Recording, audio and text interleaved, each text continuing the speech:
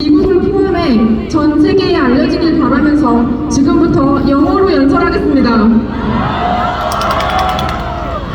Hello everyone, I'm a student of Department of History at Ewha Women's University. I now want to appeal to the people all around the world about the reason why our President Yu's declaration of martial law is rational. Personally, one of my great-grandfathers on my paternal side was an independence activist during the Japanese colonial period. Another great-grandfather of mine was a war veteran who fought in the Korean War. On August 15, 1945, Korea was liberated from Japanese colonial rule due to Japan's surrender in World War II.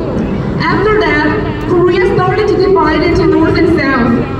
And on June 25, 1950, North Korea launched a preemptive attack on South Korea. Within 3 days, North Korea occupied Seoul, and within 2 months, they occupied 95% of the land in this crisis. Thanks to the U.S. Incheon landing operation and the support of the UN forces, we advanced northward on the brink of reunification under a free democratic system. When we conquered all the way to the north, Chinese communist forces intervened. We were pushed back to near the current border, and the battle of attrition lasted for another 2 years. Eventually, in 1953, a ceasefire agreement was signed.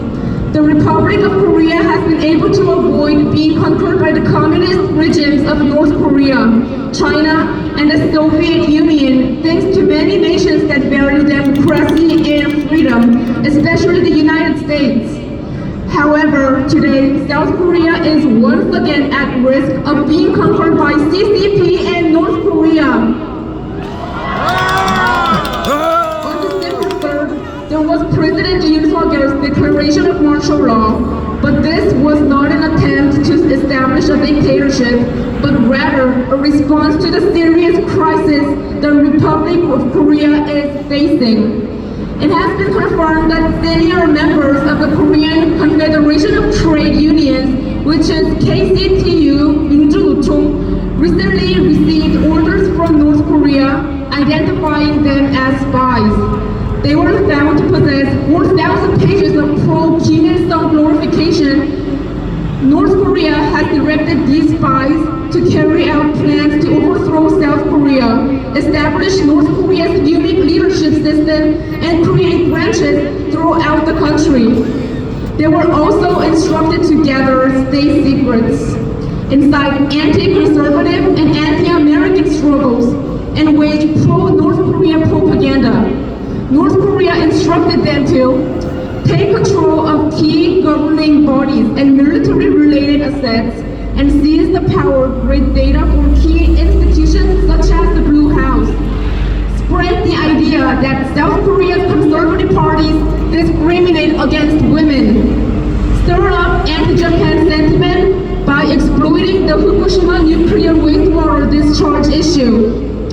Spread slogans like "the people are dying" or "is this the country?" and "resignation is a tribute" to provoke the president's resignation. These are just a few of the many directives over the past 10 years or more. South Korean society has unwittingly gathered and thought that these orders were the justice. But those actions were actually part of a plot to divide our society planned by